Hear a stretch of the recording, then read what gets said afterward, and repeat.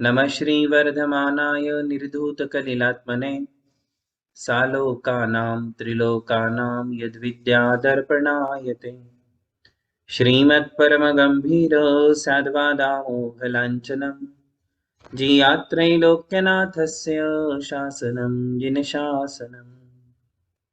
पंच परमेष्टि भगवान की जय। नमोकार महामंत्र की जय। वर्तमान जिन शासन नायक श्री महावीर भगवान की जय। परम पूज्य आचार्य श्री शांति सागर जी महाराज की जय। परम पूज्य आचार्य गुरुवर प्रज्ञा श्रमण श्री देवनंदी जी महाराज की जय। श्रीमद् जैन धर्म की जय। जय जय बोलिए परम पूज्य भव्य प्रबोध मार्तांड मुनि श्री अमोघ कीर्ति जी महाराज की जय। नमोस्तु गुरुवर। आवाज आ रही है मेरी? जी गुरुवर। धर्म स्नेही बंधुओं,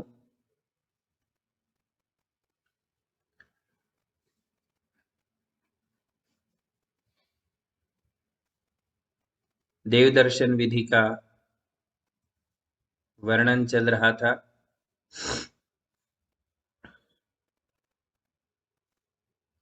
ये हम बिल्कुल बिहार के बीच में हैं, इसलिए कनेक्टिविटी में थोड़ी प्रॉब्लम हो सकती है।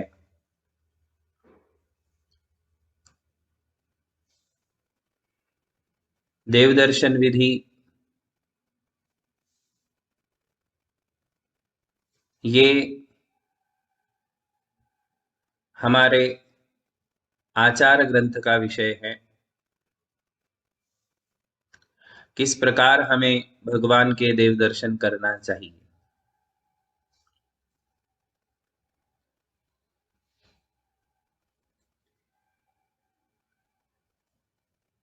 इस विषय में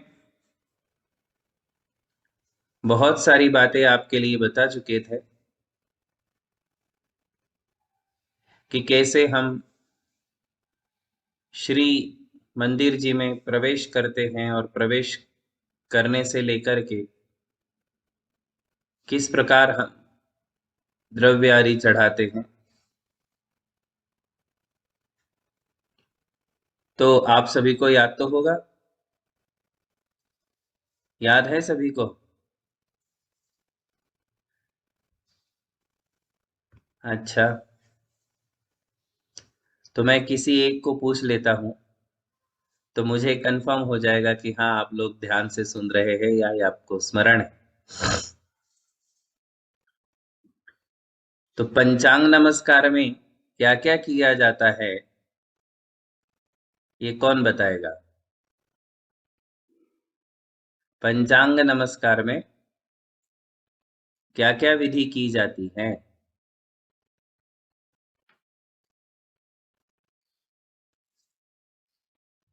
हाँ, रीमा जी आप बताएं। नमोस्तु नमोस्तु नमोस्तु गुरुदेव। पंचांग नमस्कार में हम पहले 3 आवर्त करते हैं, उसके बाद 1 शिरोन्नति करते हैं और बाद में पंचांग नमस्कार करते हैं। कैसे बैठते हैं पंचांग नमस्कार में? गवासन में बैठते हैं। गवासन में बैठते हैं। और गवासन किसे कहते हैं? वो राइट साइड में लेग निकाल कर गवासन शब्द किस में क्या जो अर्थ है? गाय काऊ बैठती है ना, हाँ, काऊ बैठती है हाँ ना, बस वैसे उसी तरह, राइट हाँ साइड में उसी अपने तरह दोनों बैठ पैर कर निकाल करना। के और फिर हम गवासन में बैठकर देखते हैं, है ना। और पंचांग में कौन कौन से अंग आते हैं? दोनों हाथ, दोनों पैर, पीठ, छाती, मस्तक। वो तो आप पूरे शरीर के 8 अंग बता रहे हैं, किंतु 8 अंग में से हम कौन से 5 अंगों के द्वारा भगवान को नमोस्तु करते हैं? मस्तक, हाथ, अपना हाँ, पैर, मस्त अपनी हमारा नोज, मस्तक, दोनों हाँ हाथ अपनी, और दोनों पैर, इन पांचों को जमीन से स्पर्श करते हुए हम भगवान को नमोस्तु करते हैं। यही पंचांग नमस्कार है ना? बिल्कुल सही बताया आपने, याद है। हाँ, पंचांग नमस्कार में आवर्त शब्द का अर्थ क्या है, चिंतामणि जी?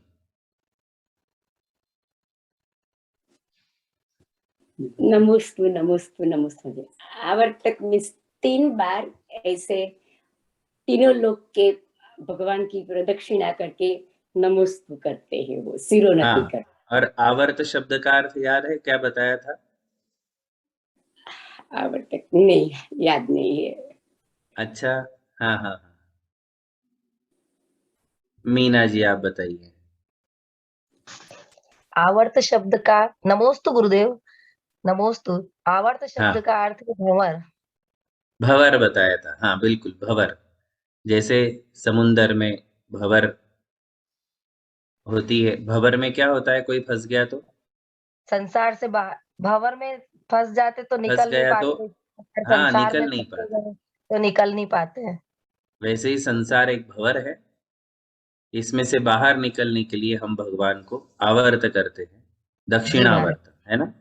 जी महाराज जी। और अ, भगवान स्वयं भंवर से बाहर निकल चुके हैं, इसलिए हम भगवान को तीन आवर्त करते हैं। बिल्कुल सही जन्म बोला आपने मीना जी। से बाहर निकल गए। नमोस्तु गुरुदेव, नमोस्तु गुरुदेव, हाँ जी, हाँ नमोस्तु। जी, हाँ।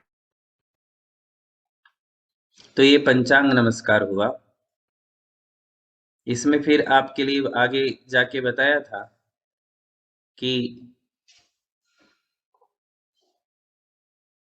अक्षत के पुंज कैसे चढ़ाए जाते हैं, ये भी बताया था ना, अक्षत के पुंज कैसे चढ़ाते हैं। नम्रता जी आप बताइए, नम्रता।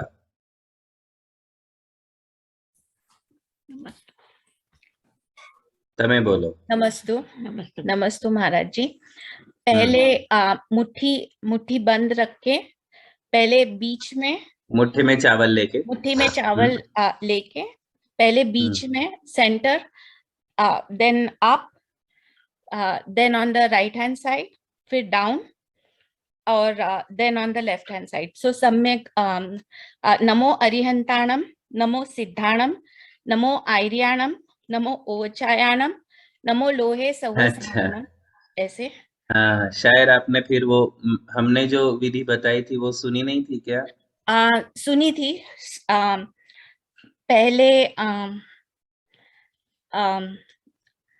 पहले 5 पुंज पहले अक्षत के, पहले 5 पुंज अक्षत के, उसके पंच ऊपर परमेष्टि के, पंच परमेष्टि फिर उसके ऊपर 4 पुंज, पुंज प्रथमम जिनवाणी के, जिनवाणी के, प्रथमम करणम प्रथमम शरणम द्रव्यम नमः। जी। फिर 3 सम्यक दर्शन, सम्यक ज्ञान, सम्यक चारित्र के। फिर सिद्धशिला का लाइक हाफ मून, जो चंद्रमा, और उसके ऊपर सिद्ध भगवान का लाइक एक 1 डॉट, हाफ मून। बिल्कुल सही, बिल्कुल सही, आपने अच्छे से बताया। पहले 5 परमेष्टि के 5 पुंज चढ़ाते हैं जी। उसके बाद जिनवाणी के 4 पुंज चढ़ाते हैं, और उसके बाद रत्नत्रय के 3 पुंज चढ़ाते हैं। फिर सिद्ध शिला का आकार निकाल के ऊपर सिद्ध भगवान का एक पुंज चढ़ाते हैं। परफेक्ट जी। नम्रता जी, बढ़िया बताया। हाँ, ये पुंज चढ़ाने के बाद अर्घ्य चढ़ाने के लिए कहा था, है ना? अर्घ्य चढ़ाना चाहिए। फिर अर्घ और अनर्घ का अर्थ भी बताया था, कि कोई बताएगा? कृपा बेन तमें बोलो, याद छे? अर्घ्य किसे कहते हैं, अनर्घ किसे कहते हैं? नमोस्तु नमोस्तु नमोस्तु महाराज श्री। आपने बताया था अर्घ चढ़ाते हैं जो हमारे मूल नायक है, उनका हम अर्घ चढ़ाते हैं। आपने अनर्घ बताया था पर मुझे नहीं याद नहीं है, ओके कोई बात नहीं। अभी वर्षा बेन बताएगी। तो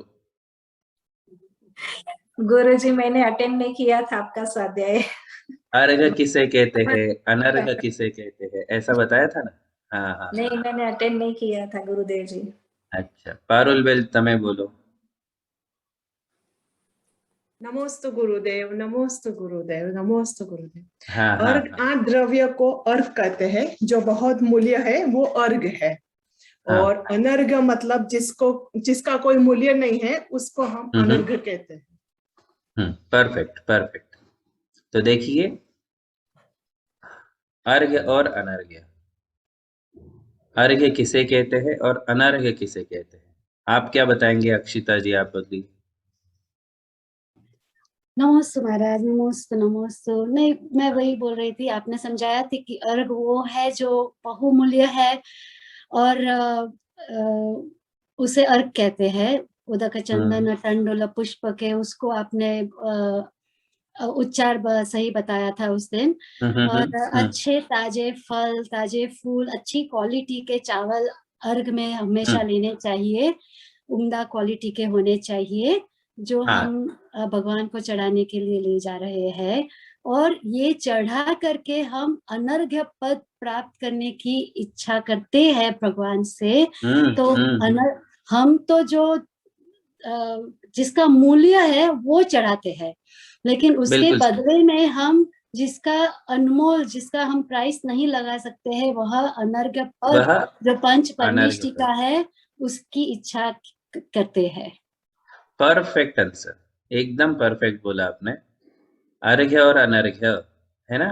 अर्घ्य शब्द का अर्थ है कि जिसमें हम वह द्रव्य चढ़ाते हैं जिसकी कीमत आंकी जाती है, जिसकी हम कॉस्ट बता सकते हैं कि हाँ ये अर्घ्य का इतना कॉस्ट होगा। आप लोग चढ़ाते हो ना, आपके अर्घ्य का कॉस्ट आप निकालते हो। भगवान को जो अर्घ्य चढ़ाते हो उसका कोई ना कोई कॉस्ट निकलेगा ना। मुट्ठी भर चावल चढ़ाते हो, उसमें एक बादाम रख देते हो, कई लोग तो इतना ही चढ़ाते हैं, तो इसका कॉस्ट कितना हुआ। इसका कॉस्ट 2 रुपए 5 रुपए तक आता होगा, है ना। आपके वहां डॉलर तक तो पहुंचता ही नहीं होगा चावल और बादाम। और फिर यदि इसमें हम एक अच्छा फ्रूट रख दे, आम रख दे, केला रख दे, तो थोड़ा कॉस्ट और बढ़ जाएगा, बराबर।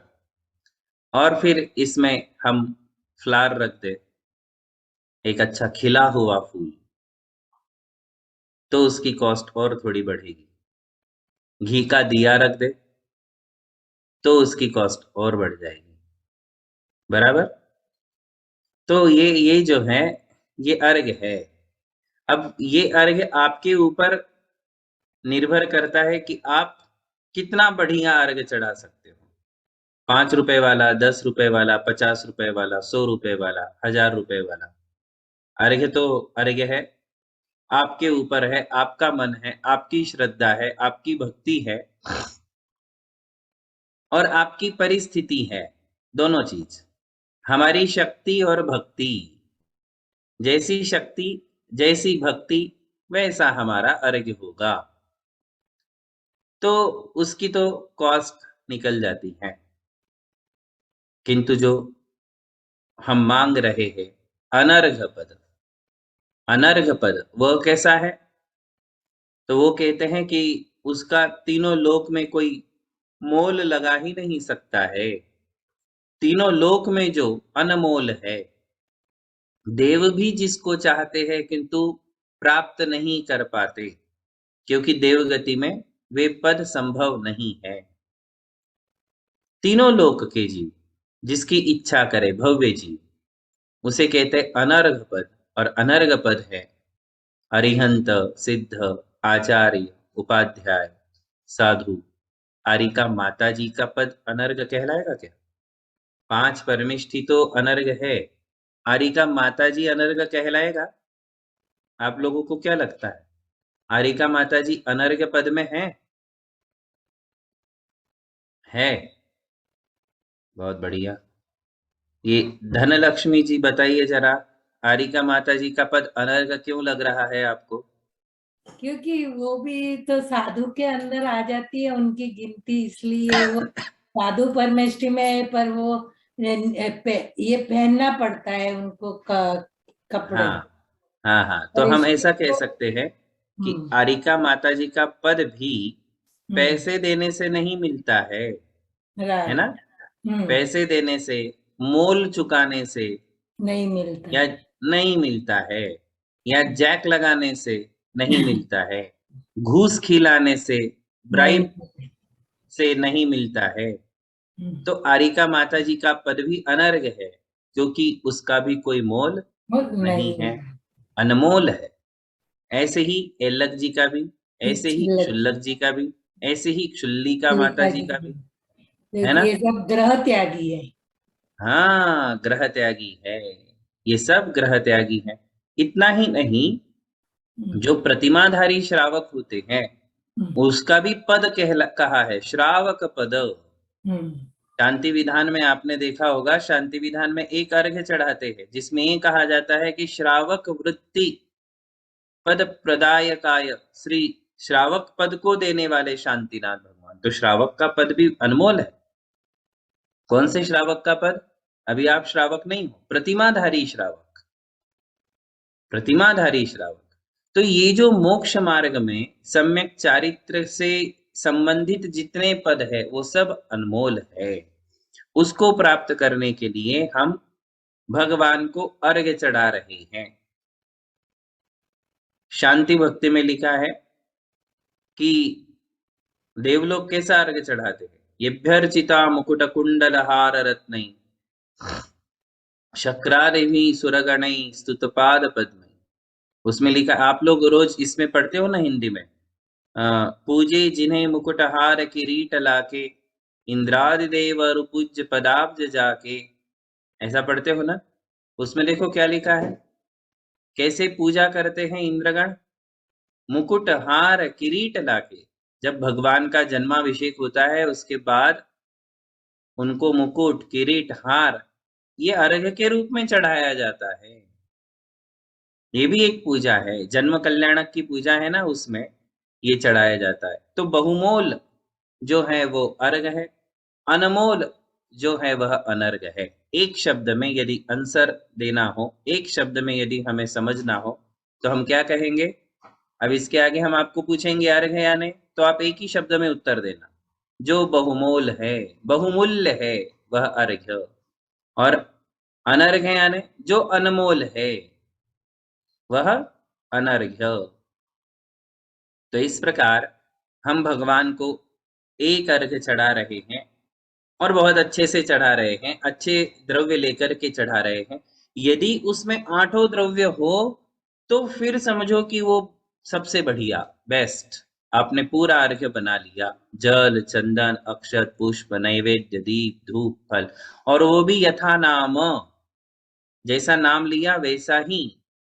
जैसे पानी बोलते हो तो पानी, चंदन बोला तो वह चंदन, अक्षत बोला तो चावल, अखंड लंबे ऐसे चावल, पुष्प बोला तो फूल, नैवेद्य बोला तो कोई एक अच्छा स्वीट जो हमने अपने हाथ से बनाया हो वो और अच्छा, ऐसा स्वीट वो नैवेद्य में। दीप बोलने पर घी का दिया, धूप बोलने पर धूप का चूर्ण या धूप की बत्ती जला करके, और फल, फल बोलने पर एक अच्छा हरा फल। तो ऐसा जो है यदि हम चढ़ाते हैं तो वो हमारा अर्घ्य पूरा हो गया, ठीक है ना? फिर वो हमारा अर्घ्य पूरा हो जाता है। तो इस प्रकार ये जो है अर्घ्य और अनर्घ्य की चर्चा हुई। इसके बाद क्या करना है? इसके बाद क्या करेंगे? तो याद है आपको, हमने कहा था कि एक देवदर्शन विधि में 3 पंचांग नमस्कार होते हैं, है ना? हमने पहले किया था एंट्री करने के बाद, फिर परिक्रमा लगाने के बाद दूसरा पंचांग नमस्कार किया, उसके बाद अभी हमने जो है अर्घ्य चढ़ाया। अर्घ्य चढ़ाने के बाद एक कायोत्सर्ग करना चाहिए। क्या करना चाहिए? कायोत्सर्ग। ये इरियापद शुद्धि का भी है, जो व्रती महाव्रतियों के लिए तो करना ही होता है।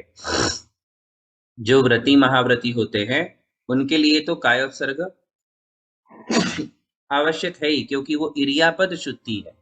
इरियापद शुद्धि का अर्थ होता है कि घर से लेकर के मंदिर तक आने में यदि कोई जीव विराधना हो रही है हुई है तो उसका हम कायोत्सर्ग करते हैं। हालांकि आप लोगों को ना अहिंसाणुव्रत है ना अहिंसा महाव्रत है। जिन्होंने अहिंसाणुव्रत अहिंसा महाव्रत स्वीकार किया है उनके लिए ये आवश्यक क्रिया है कि वो इरियापद शुद्धि का कायोत्सर्ग करें। और आप देव दर्शन विधि के अंतर्गत एक कायोत्सर्ग कर सकते हैं। कायोत्सर्ग शब्द का अर्थ है कि जिसमें हम शरीर और शरीर से संबंधित जो भी सजीव निर्जीव चेतन अचेतन पदार्थ है उन सब से हमारा ममत्व छोड़ करके पंच परमेष्ठी का स्मरण करते हैं, जिसमें हमारा उपयोग केवल पंच परमेष्ठी में लग जाए वो कायोत्सर्ग है।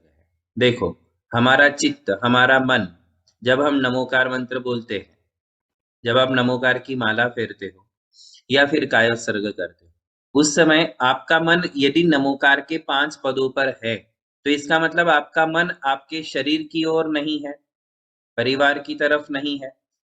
एक बार में हमारा मन एक ही जगह रह सकता है ना, एक बार में हमारा मन एक ही जगह रह सकता है। तो हमारे मन को शुभ उपयोग में लगाना, शुभ उपयोग में लगाया तो अपने आप ही अशुभ से हम दूर हो जाते हैं। अशुभ से दूर करने के लिए शुभ की ओर हमारा मन लगाना। अंधेरे को भगाना है तो क्या करोगे बताओ? अंधेरे को भगाना है तो लाठी लेके भगाओगे क्या? अंधेरे को हाथ में लाठी ले लोगे? नहीं, क्या करोगे? दिया जला दोगे, अंधेरा भाग जाएगा। ऐसे ही लाइट लगाने पर जैसे अंधेरा भाग जाता है, ऐसे ही हमारे मन को यदि हमने नमोकार के 5 पदों में लगा दिया या फिर जिनवाणी के किसी भी विषय में अपने मन को लगाया, अनुप्रेक्षा में 12 भावना में अपने मन को लगाया, मन जहां हमारा शुभ से जुड़ गया, किसी भी सब्जेक्ट से कनेक्ट हो गया, जो जिनवाणी से रिलेटेड, धर्म से रिलेटेड सब्जेक्ट है, उससे हमारा मन कनेक्ट कर देना ही कायोत्सर्ग है। क्योंकि उस समय हम शरीर को भूल जाते हैं, परिवार को भूल जाते हैं, सब कुछ भूल जाते हैं, क्योंकि मन एक ही जगह रहता है। तो शुभ में मन को लगाना और शरीर को स्थिर रखना। क्या रखना? वचन और काया। देखो, अपने पास 3 चीजें हैं। कायोत्सर्ग का अर्थ समझा रहा हूं। कायोत्सर्ग का अर्थ क्या है? जिसमें मन को शुभ में लगाया जाता है, और मन वचन काय 3 चीजें हैं। तो मन को शुभ में लगाना और वचन और शरीर, इन दोनों को शवासन में डाल देना। Shavasana, silent mode. शवासन होता है ना, शवासन। योगासन में एक शवासन होता है, पता है? सबको पता होगा। शव, शव यानी डेड बॉडी। शव किसे कहते हैं? शव डेड बॉडी को कहते हैं। तो डेड बॉडी जैसे पड़ी रहती है, हिलती है क्या? डेड बॉडी हिलती है? नहीं, स्थिर रहती है। वैसे ही शरीर को शवासन में ले जाना, वचन को शवासन में ले जाना, वचन भी बंद, डेड बॉडी बोलती है? नहीं, डेड बॉडी हिलती भी नहीं, डेड बॉडी बोलती भी नहीं। ऐसे ही जिसमें वचन और शरीर दोनों शवासन में चले जाते हैं और मन शुभ उपयोग में लग जाता है, उसका नाम कायोत्सर्ग है। कायोत्सर्ग समझ में आया? वचन और शरीर को शवासन में ले जाना। शवासन का अर्थ क्या हुआ? कि वचन का प्रयोग नहीं, बिल्कुल मुंह बंद। और शरीर का शवासन क्या है? बिल्कुल हलन चलन नहीं।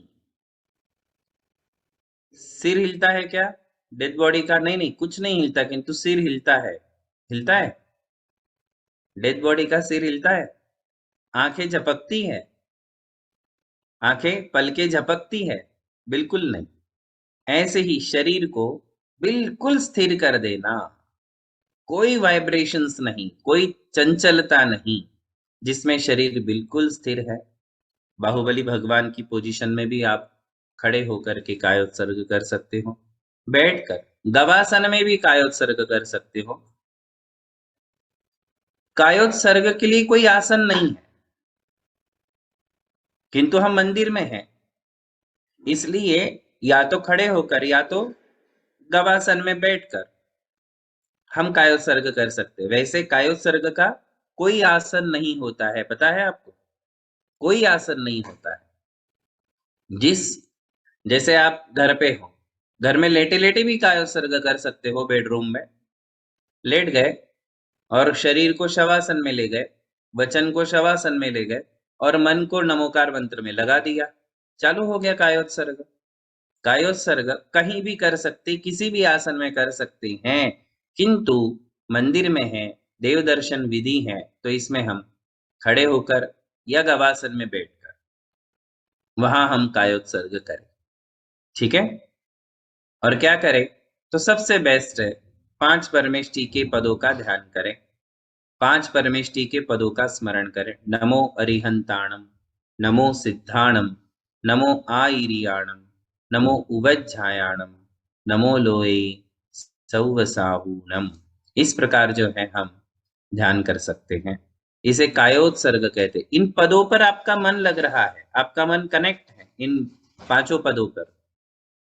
जहां कनेक्ट हो गए वहां कायोत्सर्ग, और जैसे ही डिस्कनेक्ट हुए और घर में मन चला गया, दुकान में मन चला गया, बिजनेस में चला गया, अब आप शरीर से और वचन से स्थिर भी होंगे तो भी मन यदि अशुभ में चला गया तो कायोत्सर्ग गया, फिर वो कायोत्सर्ग नहीं है।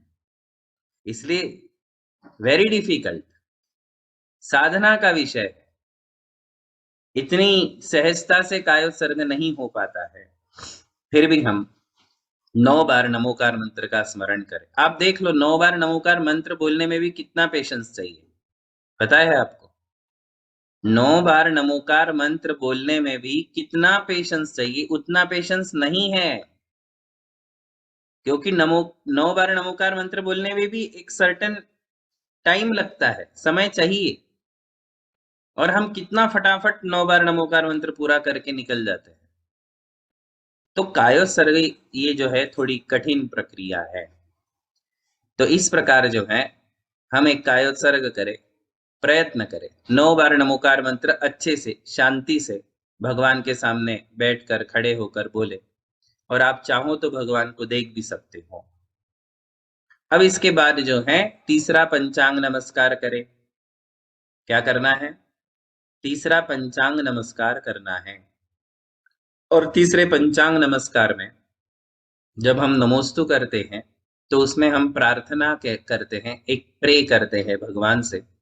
कुछ शब्द हैं, प्राकृत के शब्द हैं, जो हमेशा साधु अपनी दश भक्तियों में, प्रतिक्रमण में, देव वंदना में जो अंचलिका बोलते हैं, उस अंचलिका में इन शब्दों का उच्चारण करते ही है। उसे आप भी बोलेंगे। तीसरे पंचांग नमस्कार में जब 3 आवर्त करते हैं, 3 आवर्त करते हैं, तो हम कहेंगे नित्य कालम अंचेमी पूजेमी वंदामी। फिर जब शिरोन्नति करते हैं तब कहेंगे नमस्सामी। और उसके बाद फिर पूरा पंचांग नमस्कार करते हैं, दोनों पैर, दोनों हाथ और हमारा मस्तक जब हम जमीन को टच करके नमोस्तु करते हैं तो उस समय आप कहेंगे दुख खो कम्मक खो बोहिलाहो सुगई गमनम समाहि मरणम जिण गुण संपत्ति हो मज्जम। लंबा हो गया?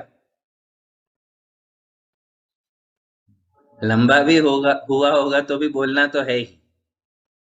फिर से एक बार बोलता हूं, नित्य कालम अंचेमी पूजेमी वंदामी नमस्सामी दुख खो कम्मक खो बोहिलाहो सुगई गमनम समाहि मरणम जिण गुण संपत्ति हो मज्जम। इस प्रकार जो है तीसरे पंचांग नमस्कार में 3 आवर्त करते समय अंचेमी पूजेमी वंदामी, शिरोन्नति करते समय नमस्सामी, और पूरा झुक करके जब हम नमोस्तु करते तब दुख खो कम्मक खो बोहि लाहो सुगई गमनम समाहि मरणम जिन गुण संपत्ति हो मज्जम प्रे है, प्रार्थना है। भगवान से हम याचना कर रहे हैं, प्रार्थना कर रहे हैं कि मुझे क्या चाहिए। इन सभी शब्दों का अर्थ हम अगले सेशन में देखेंगे। क्या है अंचेमी, पूजेमी, वंदामी, नमस्तामी, चारों शब्द एक ही है या अलग अलग है? यदि अलग अलग है तो इनके क्या अर्थ है और हम भगवान से क्या मांग रहे हैं? भगवान से हम क्या मांग रहे हैं दुख खो कमक खो बोल करके? तो इसे हम इसका पूरा अर्थ अगले सेशन में देखेंगे। अभी हमारा विहार चल रहा है, ये विहार के दरमियान आपके लिए प्रवचन दिया जा रहा है। अब ये प्रवचन होने के बाद हमको 15 किलोमीटर विहार करना है।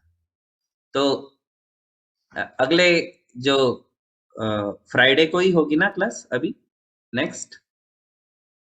हाँ, तो नेक्स्ट फ्राइडे तक आपको याद रखना होगा। नेक्स्ट फ्राइडे तक अब आपको याद रखना होगा कि हमने क्या सिखाया है।